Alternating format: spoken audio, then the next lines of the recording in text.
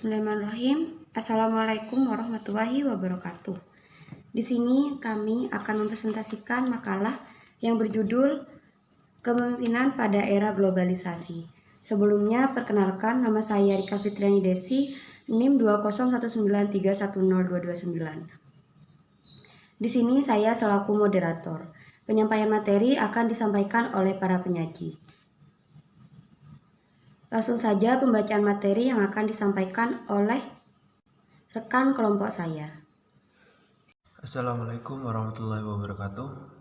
Perkenalkan, nama saya Misnawi dengan NIM 2019-310-194. Di sini saya menjelaskan, yaitu masuk ke bab 2, yaitu bab pembahasan para pemimpin bangsa saat ini, khususnya pemimpin pemerintah atau pemimpin suatu organisasi politik di Indonesia, seolah terbuai dengan berkembangnya zaman.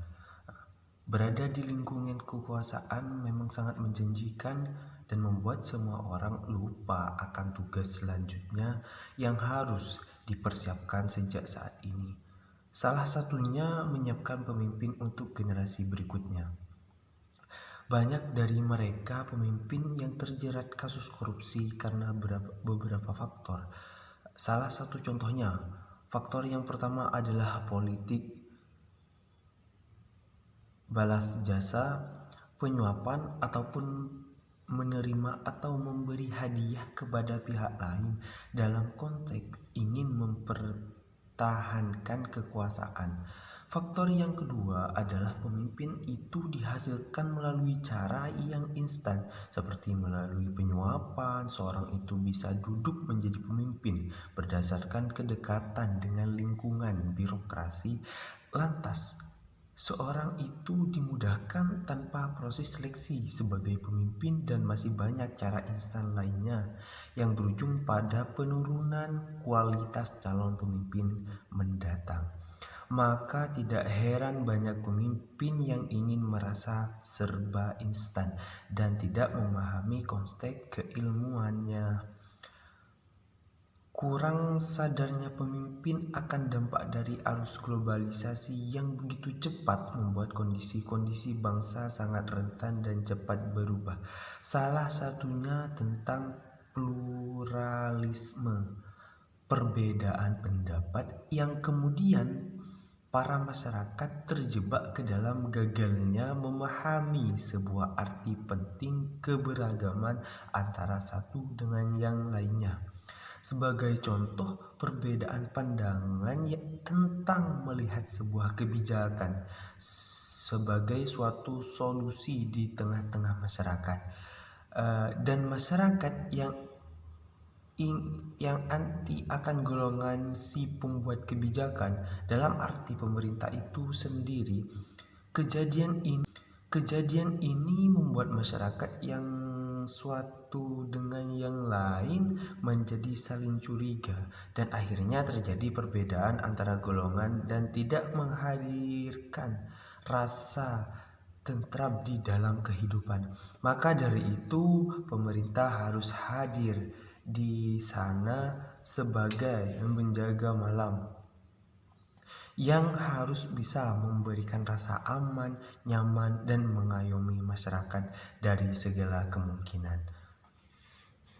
Baik, itu saja yang dapat saya sampaikan. Kurang lebihnya saya mohon maaf. Wassalamualaikum warahmatullahi wabarakatuh. Saya Farah Nur Faisi Meladi, NIM 2019-310-208. Saya akan menjelaskan dari pemateri sebelumnya. 1. Kelebihan pemimpin pemerintah menurut Edwin 1991 menyatakan terdapat 4 kunci untuk pemimpin dengan sukses yang ditujukan, di mana dalam model kepemimpinan 4 kunci tersebut adalah: 1.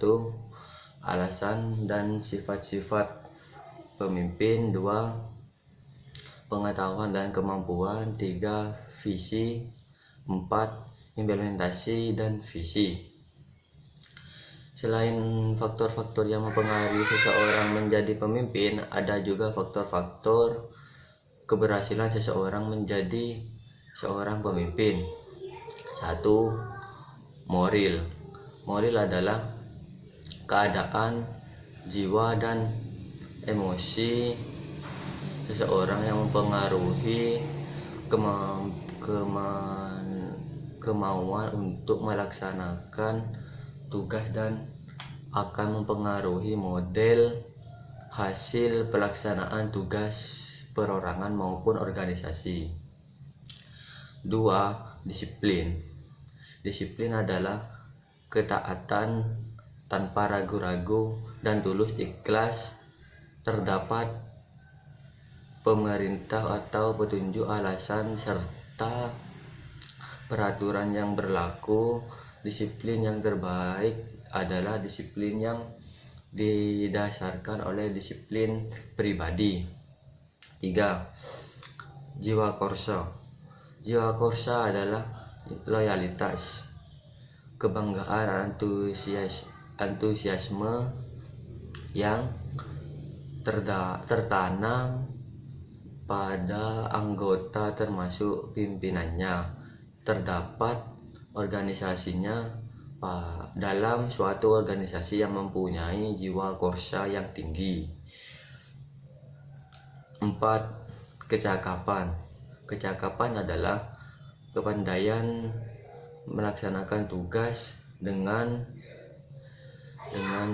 hasil yang baik dalam waktu yang singkat. 4. Kecakapan. Kecakapan adalah kepandaian melaksanakan tugas dengan hasil yang baik dalam waktu yang singkat dengan cara menggunakan tenaga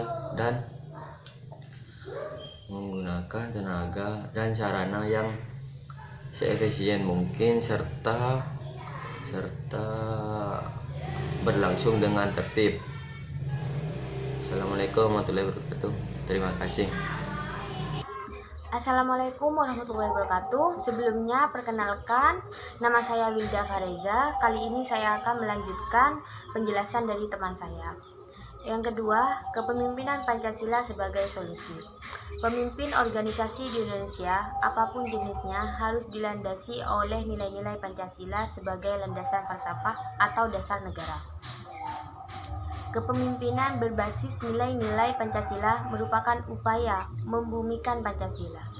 Kepemimpinan Pancasila mutlak harus diimplementasikan di tengah terbukanya tatanan global. Pancasila yang berisi seperangkat nilai dasar ideal merupakan komitmen kebangsaan, identitas bangsa dan menjadi dasar pembangunan karakter ke-Indonesia. Mendasarkan pada perspektif teori fungsionalisme struktural, sebuah bangsa dan negara yang majemuk seperti Indonesia membutuhkan nilai bersama yang dapat menjadikan nilai pengikat integrasi, titik temu, jati diri bangsa, dan sekaligus nilai yang dianggap baik. Yang ketiga adalah pembentukan kepemimpinan. Harus ada tokoh muda inspiratif. Tokoh muda dianggap sebagai pelopor pembaharuan sebuah rezim, di mana masyarakat sekarang lebih memilih tokoh muda sebagai pemimpin masa depan. Karena tokoh muda dinilai lebih fleksibel dan demokratis. Agar bisa memberi